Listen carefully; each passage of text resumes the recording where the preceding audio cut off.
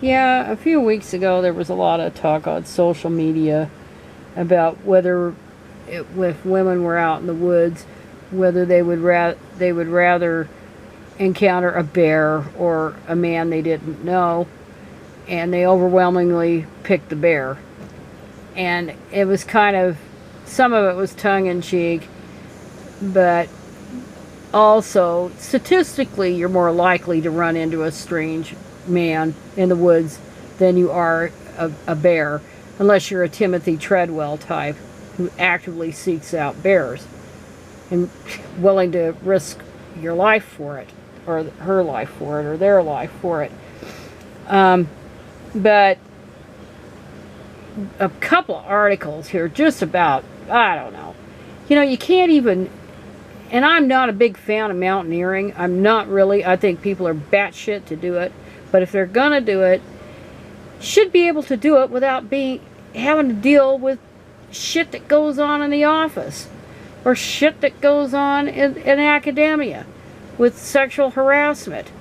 Good freaking Lord. You would hope, if you're doing this damn shit, this stuff, that you could trust the people you're with. And of course, in this endeavor, it's overwhelmingly male. But women aren't immune to that. They're not immune to that. They got to put up with the harassment and stuff. And so this was one hell of a disturbing article. I'd never even heard of this guy, this Nirmal Purja, and I know I mispronounced his name, who's being accused of sexual harassment. I mean, he's pretty boorish, if these allegations are true. But he's of more recent vintage. He successfully climbed all 14 of the highest mountains in the world in record time. You know, it's all this bragging rights shit. And I just think that they need to leave those mountains alone. Just leave them alone. It's not going to happen, of course, because Nepal and other countries make oodles of money from these mountaineering people that are willing to pay $40,000 or $50,000, for example, with Everest, and they're willing to do that. And so, to hell with the environment, to hell with the deaths, to hell with all that. There's too much money in it. But given that it's going to continue, it should continue without this bullshit. But anyway, this guy, according to this one mountaineer woman, Finnish, that she wrote a memoir about, this guy had sexually harassed her.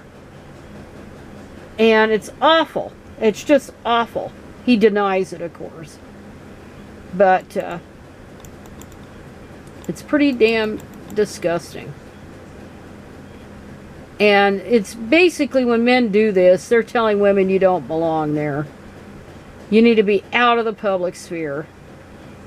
The high altitude mountaineering has gained popularity. Women have become increasingly visible and formidable in a sport still largely dominated by men.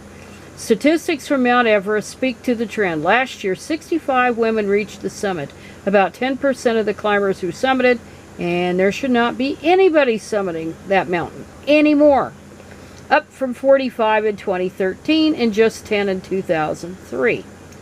But in recent years, members of the broader climbing community have acknowledged that the sport comes with unseen risks. Well, da-da-da-da-da, especially for women. And it ain't necessarily up on the mountain. It could be in the hotel.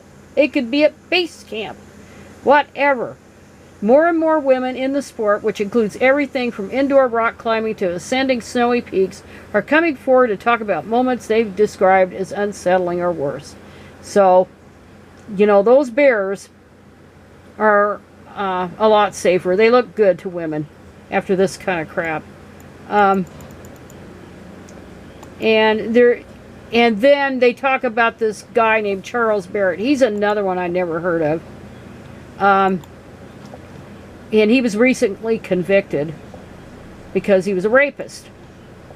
And outside, back in January, before the guy was convicted, they asked this question: how did this climber get away with so much for so long? And they said federal prosecutors alleged that Charles Barrett a prominent member of the Northern California climbing community who goes to trial for aggravated sexual abuse, which he was convicted of, is a serial offender with a shocking history of violence, harassment, and intimidation. Oh my God. Well, the exclusive investigation into his life and alleged actions raises troubling questions about the dangers women continue to face in the outdoors. So it's all women's fault, right? No, the danger is you dumb shit men refuse to change. Why the hell is it always on us? Fuck that shit. The inherent dangers. So stay home, on your back, and in the kitchen, because that's where you belong. But anyway, this was one hell of a damn disturbing article. It's very long. And it talks about his dubious relationships with women. And he's an outright rapist. But anyway, it goes clear back to about 20 years.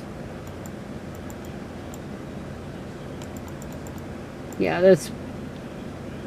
During that time, after he had this long-term relationship and he assaulted a woman, his girlfriend at the time, during this time, Barrett was a celebrated member of the Northern California climbing community, praised on social media for his many first ascents and for a popular series of guidebooks he wrote on bouldering the Eastern Sierra and Yosemite.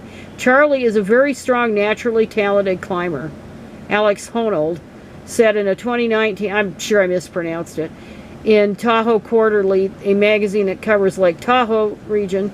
A friend of his and a strong climber in his own right, the piece said. Barrett is primarily known for pioneering some of the hardest bouldering routes in California. And so he was, you know, the media loved him. The mountain climbing and extreme sport media, they loved him. That kind of coverage ended in August 2022 when Barrett was arrested by federal authorities and charged with sexually assaulting a 19-year-old woman during a 2016 climbing trip to Yosemite. The indictment charges Barrett with 3 felony counts, including 2 counts of aggravated sexual abuse. But yeah, you can't even enjoy life without having to worry about these dipshits, these fucking criminals. So I could go on ranting about it. Yeah, I'd never heard of Barrett either, and I never heard of the other guy. That's the first time I've heard of him. So, you know, this is a very small niche pursuit.